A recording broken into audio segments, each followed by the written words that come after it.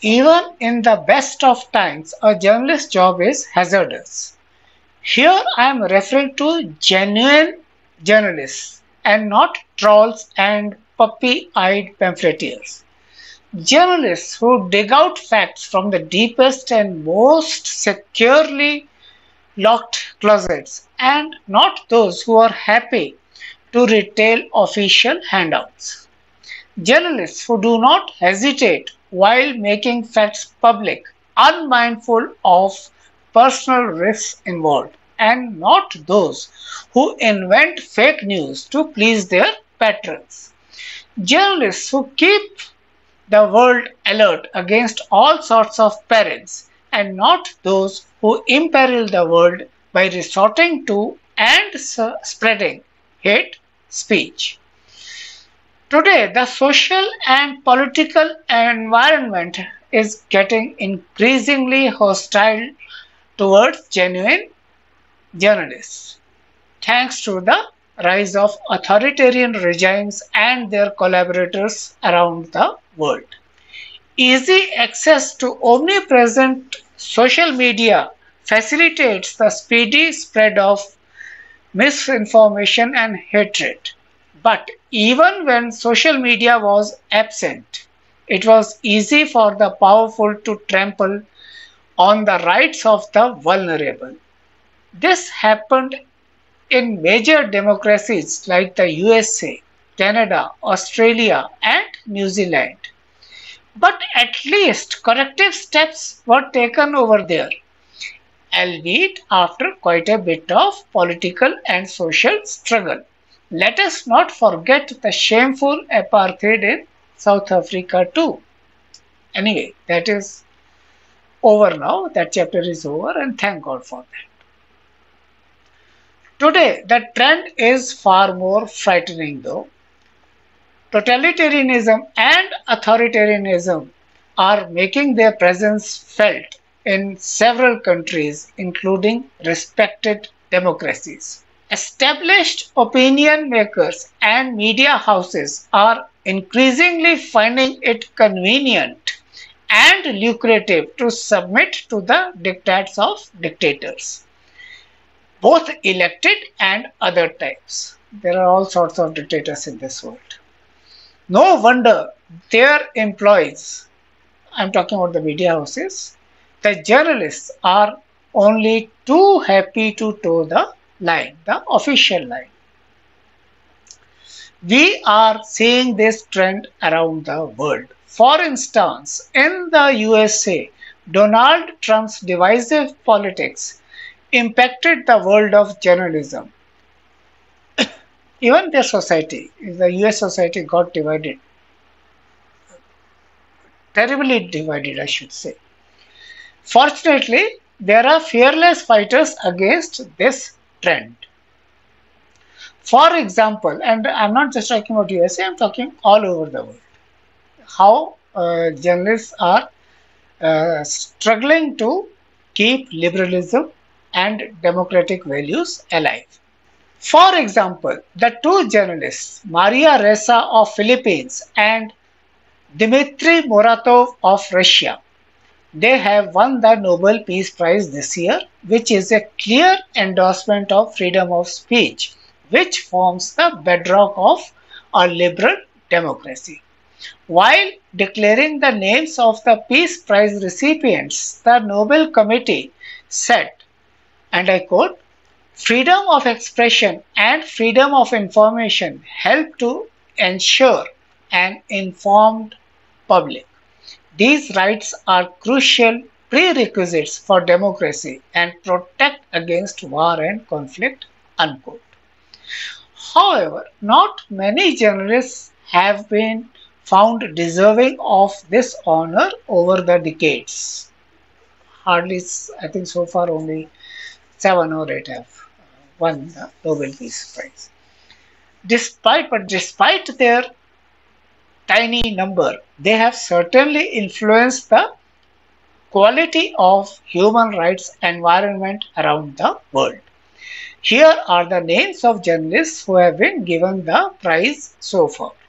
Maria Ressa has been recognized by the committee for using freedom of expression to expose abuse of power, use of violence, and growing authoritarianism in the Philippines, and for being a fearless defender of freedom of expression.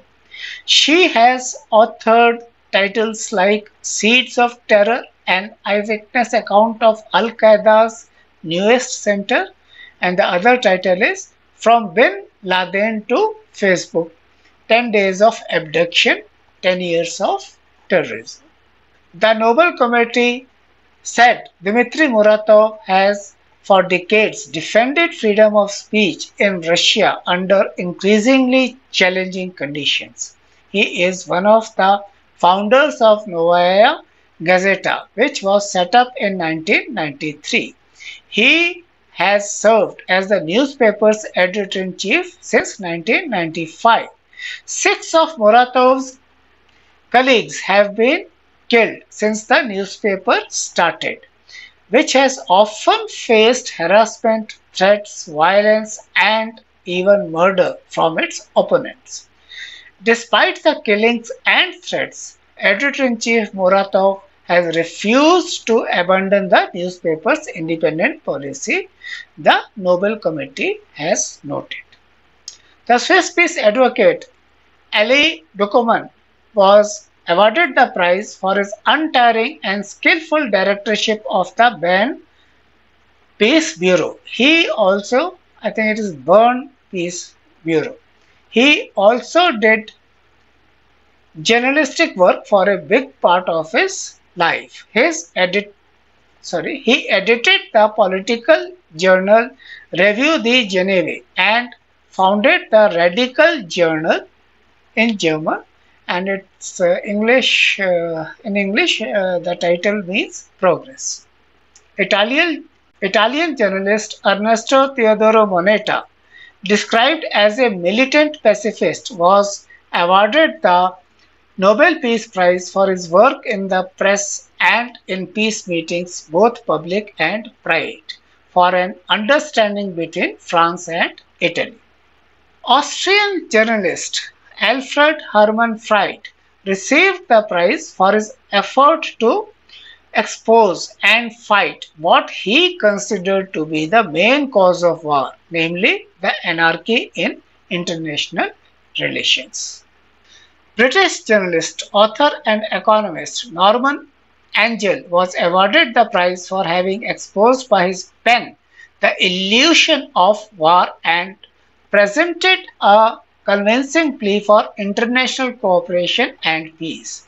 His most famous work, The Great Illusion, brought upon a theory which came to be known as Norman Angelism, which advises that military and political power give a nation no commercial advantage, that it is an economic impossibility for one nation to seize or destroy the wealth of another, or for one nation to enrich itself by subjugating another.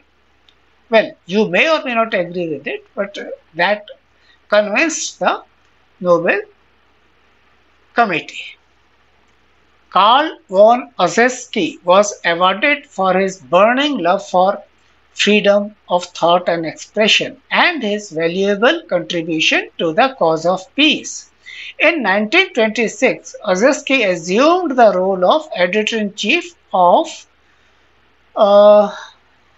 German language journal, which in English means the world stage. It later published an article in March 1927 by Berthold Jacob, which criticized the Reichswehr, or the Unified Armed Forces of Germany, for condoning paramilitary organizations.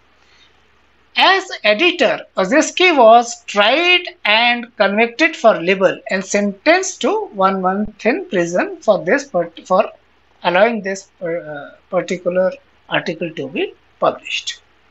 In March 1929, he did not desist when he came out again. In March 1929, he published an article by Walter Kaiser that essentially opposed secret German rearmament, which violated the Treaty of Versailles. Ossietzky was charged with the betrayal of military secrets and was convicted. He was sentenced to 18 months in prison but was released after 7 months because he was granted amnesty in 1932. But that was very short-lived. That freedom was very short-lived. He was again arrested in February 1933 and kept in a concentration camp this time. There he was mistreated. Yemeni journalist, activist and politician Tawakkol Karman was awarded the Nobel Peace Prize of 2011,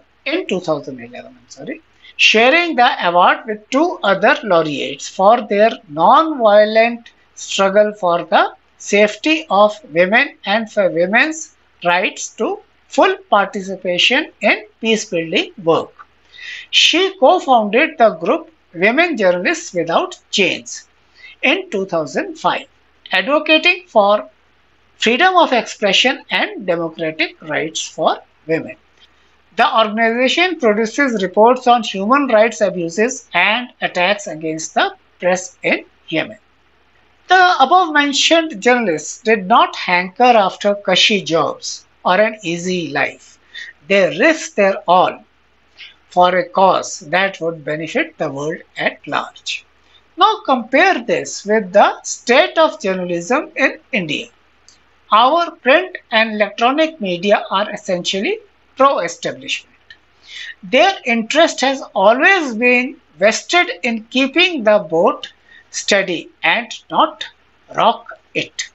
Although during Pandit Nehru's time, the media was quite bold in its criticism of the government's omissions and commissions, it easily caved in during Indira Gandhi's time.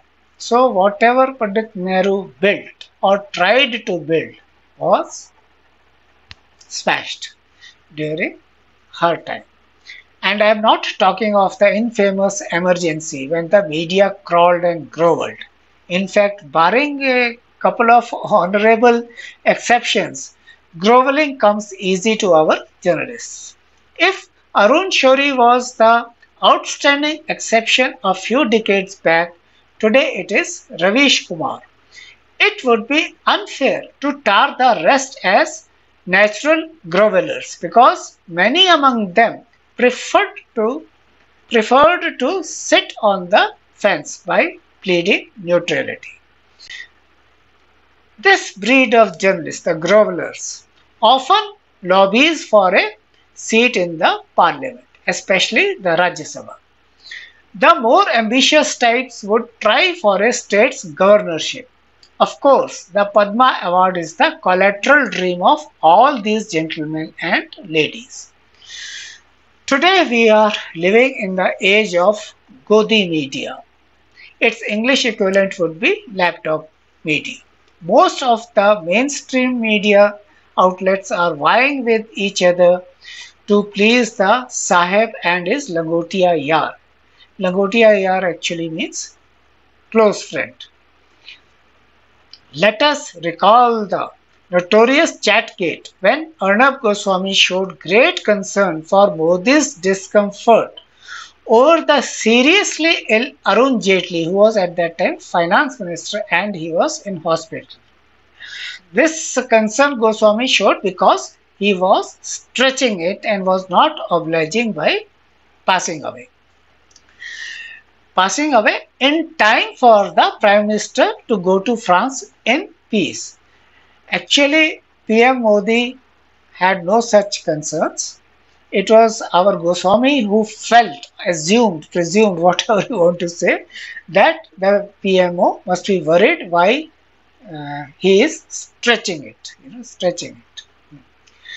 Goswami's alleged chat with Partho Dasgupta, who was at that time the CEO of Broadcast Audience Research Council.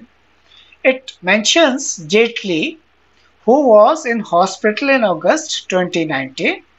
In the WhatsApp chat dated 19 August 2019, actually Goswami had reportedly said that Jaitley was stretching it. PMO doesn't know what to do. PM leaving on Wednesday for France.